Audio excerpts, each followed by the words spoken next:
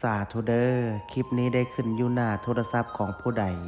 ขอให้พระภูมิเจ้าที่พระแม่ธรณีเจ้าทางจงเปิดประตูเงินแสนอยู่บ้านจงเปิดประตูเงินล้านอยู่เฮือนลูกหลานเฮ็ดหยังจงราบรื่นทุกประการจงอย่าข่มอย่าฆ่า